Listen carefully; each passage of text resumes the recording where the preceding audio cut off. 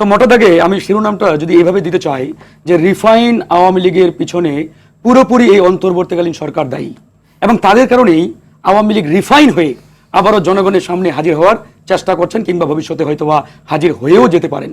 ক্ষমতাচ্যুত আওয়ামী লীগকে পুনর্বাসনের পরিকল্পনা চলছে সেনাবাহিনী ক্যান্টনমেন্ট থেকে। জাতীয় নাগরিক পার্টির দক্ষিণ অঞ্চলের সংগঠক হাসনাত আব্দুল্লাহর এমন দাবিকে কেন্দ্র করে অস্থিরতা বিরাজ করছে রাজনীতি অঙ্গনে। আমরা যে আওয়ামী লীগকে ছাত্র নাগরিক রাস্তার মধ্যে তাজা রক্ত ঢেলে দিয়ে বাংলাদেশ থেকে উৎখাত করেছি, আজকে সেই আওয়ামী লীগকে পুনর্বাসনের জন্য ষড়যন্ত্র করা হচ্ছে। দলটির আহ্বায়ক নাহিদ ইসলাম হুঁশিয়ারি দিয়েছেন, আওয়ামী লীগের কোনো ধরনের পুনর্বাসনের পরিকল্পনা হলে তা কঠোর হাতে দমন করা হবে।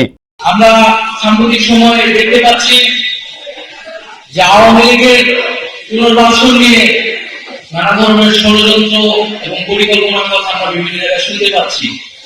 আমরা খুব স্পষ্টভাবে বলেছি এবং আজকের এই অনুষ্ঠান থেকে আবার বলে দিতে চাই, আওয়ামী লীগের পুনর্বাসন কোন ধরনের পরিকল্পনা করলে তাকে কঠোর হস্তে দমন করা হবে। রাজনীতিতে ভিন্ন মত থাকতে পারে এমন মন্তব্য করে বিএনপির ভারপ্রাপ্ত চেয়ারম্যান তারেক রহমান বলেছেন, দেশ ও দেশের মানুষ এবং গণতন্ত্রের প্রশ্নে ফ্যাসিবাদ বিরোধী সবাই একমত। যে ঐক্য নিয়ে স্বৈরাচার বিদায় হয়েছে সেই ঐক্য ধরে রাখার আহ্বান জানিয়েছেন তিনি। বাংলাদেশ, বাংলাদেশের মানুষ, গণতন্ত্র, এখানে কিন্তু কোনো বিভেদ নেই। বেসিক বিষয়টিতে আমরা সকলে একত্রিত। যেই ঐক্যকে নিয়ে আমরা স্বৈরাচারকে বিদায় করেছিলাম, সেই ঐক্যকে আমরা ধরে রাখি। গণ অধিকার পরিষদের সিনিয়র সহসভাপতি ফারুক হাসান বলেন, রিফাইন্ড আওয়ামী লীগের পিছনে পুরোপুরি অন্তর্বর্তীকালীন সরকার দায়ী।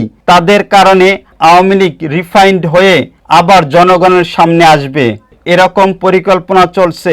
ভারতে পলাতক শেখ হাসিনা একটা হুমকি দিয়েছিল, তারপর তিনি আরেকবার জাতির উদ্দেশ্যে ভাষণ দিবেন, ছাত্র সমাজের উদ্দেশ্যে বক্তব্য রাখবেন, এমন একটা খবর আসলো। এরপর বিক্ষুব্ধ জনতা বঙ্গবন্ধুর ৩২ নম্বর বাড়ি ভেঙে গুঁড়িয়ে দিল। ভারতে বসে শেখ হাসিনা বাংলাদেশকে নিয়ে নানা চক্রান্তে লিপ্ত থাকে। নিশ্চয়ই তিনি কোনো না কোনো জায়গা থেকে সহযোগিতা পাচ্ছে। এই সহযোগিতা পাচ্ছে বাংলাদেশ থেকে, যেমন অন্তর্বর্তী সরকার প্রধানের উপদেষ্টা থেকে পাচ্ছে।